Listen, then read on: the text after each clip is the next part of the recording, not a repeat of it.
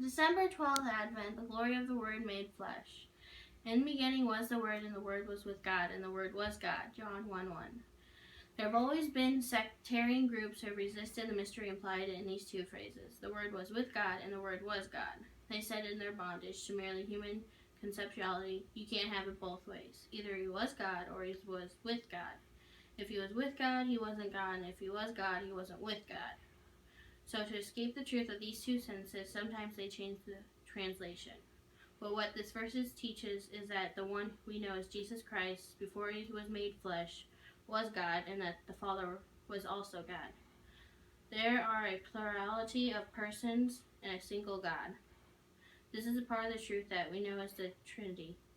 This is why we worship Jesus Christ, and we say with Thomas in John 20:28, my Lord and my God. John 1:1, in the beginning was the Word, and the Word was with God, and the Word was God. Why was he called the Word? One way to answer this is to ponder what he might have been called and why this would have been inadequate in relation to the Word. For example, he might have been called a deed. One of the differences between a deed and a word is that a deed is more ambiguous. If we think our words are sometimes unclear and subject to various interpretations, our deeds are far more unclear and ambiguous. That's why we so often explain ourselves with words.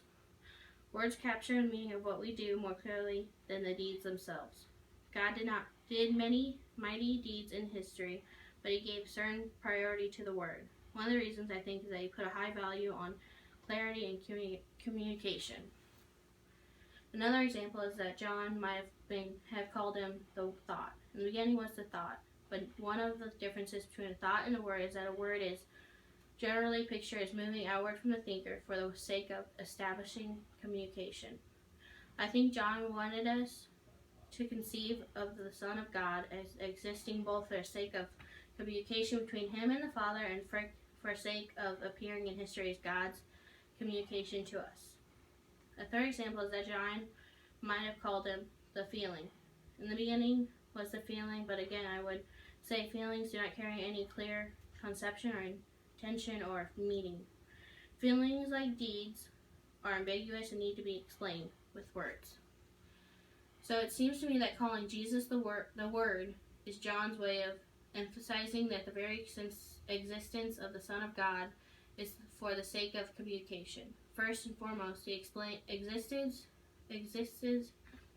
and always existed for all eternity for the sake of communication with the Father.